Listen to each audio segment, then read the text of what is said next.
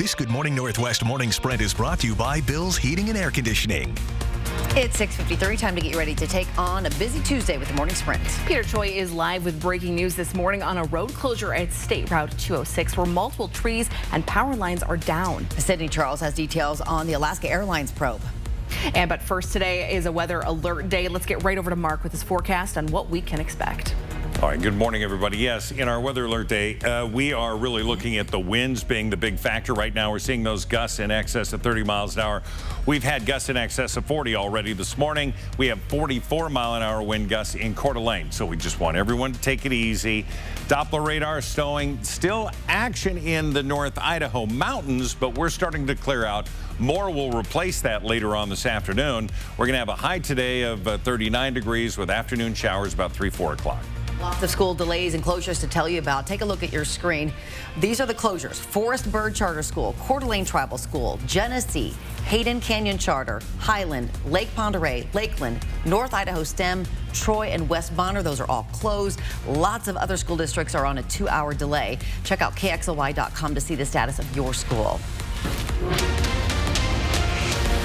We're on a State Route 206 near Volunteer Fire Station in North Spokane right now. The Washington Department of Transportation says the State Route 206 from milepost A to all the way to Ski Resort is closed right now because of down power lines from the strong gust of winds. Now they're saying that the roughly dozen of trees down along the power lines. Now because of safety concerns, the crews are waiting until daylight to access the area. So again, State Route 206 near milepost 8 is closed. Avoid the area if you can. More breaking news this morning of an armed burglary that led to a car chase in Spokane. Police have arrested 2 people and say they're still searching for at least 2 more. Police responded to a residential burglary call on North Nevada around 1:40 this morning. But multiple callers reported seeing people wearing masks and carrying guns and then leaving the scene in a car. The Spokane County Sheriff's deputies then spotted the car and followed it, tried to perform a traffic stop, but the vehicle fled that stop, leading to a chase.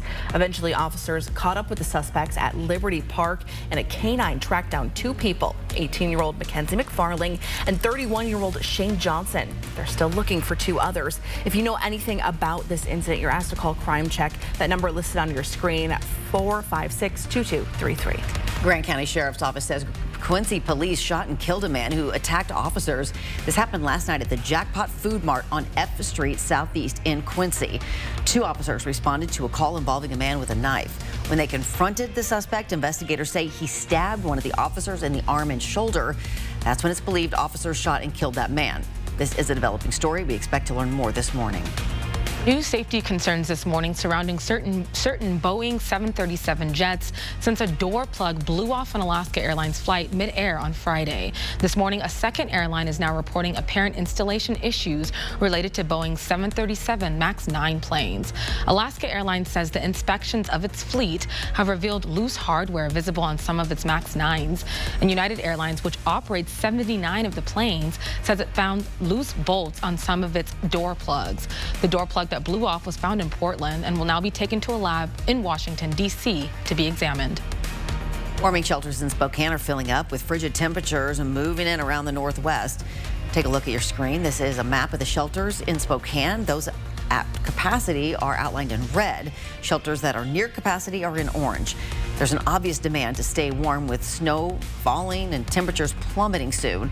On Saturday, we visited Family Promise, where about 60 people spent the night. On Sunday, that number was at 105. Just checking this morning, and Family Promise has just 16 open beds. It expects to be at capacity within days. This shelter is working with the city to expand its capacity. But in the meantime, the city is looking at potentially reactivating the Cannon shelter.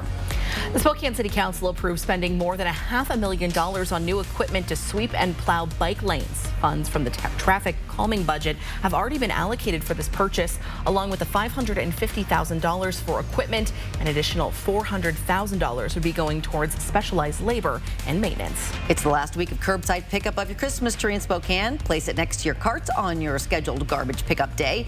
If your tree is taller than 6 feet, you do have to cut it in half. Back with another check of weather next.